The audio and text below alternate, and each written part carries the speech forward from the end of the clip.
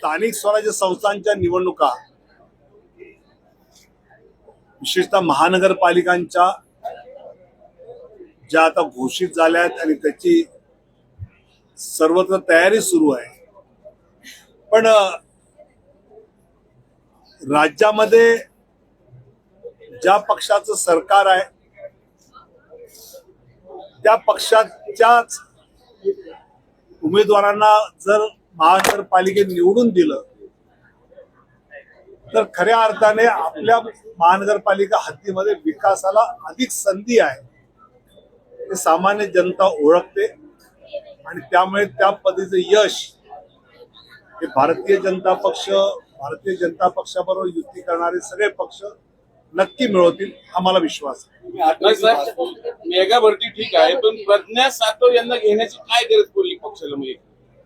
मला असं वाटतं की ज्यावेळी एखाद्या कार्यकर्त्याला आपल्या कर्तृत्वाला संधी जर भारतीय जनता पक्षामध्ये आहे असं वाटत असेल तर मला असं वाटतं की त्यांचं स्वागत करणं, जर त्यांनी भारतीय जनता पक्षाचा विचार स्वीकारला असेल तर त्याचं स्वागत करणं हे पक्षाचं काम. सर, तुम्ही भाषणात बोलताना असं म्हटलं की तुमचं तिकीट कापल्यानंतर बंडखोरी न करण्याचं बळ तुम्हाला अटलजींपासून जी शिकवण आली त्याच्यातून मिळालं. नेमकं काय आहे ते तिकीट कापल्यानंतरची जी भावनाची तेव्हाची होती ती नेमकी काय होती, ती कशी स्पेसिफाय केली? मला असं वाटतं की ज्यावेळी एखादी गोष्ट पक्ष देत नाही त्यावेळी आपल्याला पक्षाने आतापर्यंत काय काय दिलंय ते जर सहज आठवलं आणि आपण राजकारणात कशासाठी आहोत, तिकिटासाठी आहोत, नगरसेवक आमदार खासदार मंत्री होण्यासाठी आहोत का राजकारणाच्या माध्यमातून समाजकारण करण्यासाठी आहोत याची स्पष्टता राहिली तर मला असं वाटतं ह्या गोष्टी खूपच गौण वाटतात. पहिल्या प्रश्नाशी जोडतो, एक मिनिट तर पहिल्या प्रश्नाशी जोडतो. याच्या आधीच्या उत्तरात तुम्ही असं म्हटलं की कार्यकर्ते ज्यांना असं वाटतं की आपल्याला आपल्या कर्तृत्वाला योग्य जागा मिळत नाही म्हणून ते पक्ष बदलतात.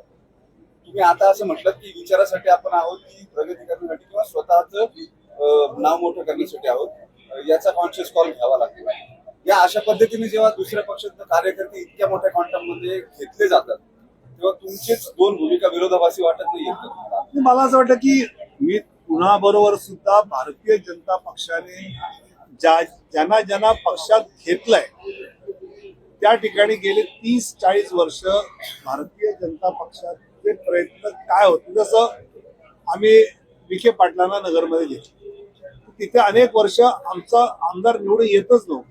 आमचे प्रदेश अध्यक्ष त्या भागातले होते तरी असं नांदेडला आम्ही अशोक चव्हाण घेतले की अशी अनेक जी मंडळी आलेली आहेत राज्यस्तरावर किंवा खाली, त्या ठिकाणी पक्ष वाढवणं, पक्षाची ताकद मजबूत करणं असं जर होणार असेल, कारण पक्ष मजबूत झाला तर शेवटी जनतेची सेवा अधिक चांगली होणार आहे. त्यामुळे या प्रकारचं स्वागत नेहमीच आम्ही महाराष्ट्राच्या संस्कृतीचा उल्लेख केला विरोधी पक्षांचे. काय वाटतं जे राज्यात सध्या मोठ्या प्रमाणात टीका टिप्पणी विरोधी पक्ष मला जे म्हणायचं भाषण सत्ताधारी आणि विरोधक दोघंही रोज सगळे एक भोंगा वाजतो मला म्हणायचं म्हटलं ना. सर, तुम्ही पुण्यामध्ये आला किंवा राज्यामध्ये आला की तुम्ही महाराष्ट्रात कधी येणार, महाराष्ट्रात सक्रिय कधी होणार अशा चर्चा सुरू होतात. तुम्ही मोस्ट ऑफ जास्त दिल्लीमध्येच असतात, महाराष्ट्रात यायला परत पण महाराष्ट्रातला माणूस वेगवेगळ्या राज्यात जो चांगलं काम करतोय हे बरं वाटतं की नाही?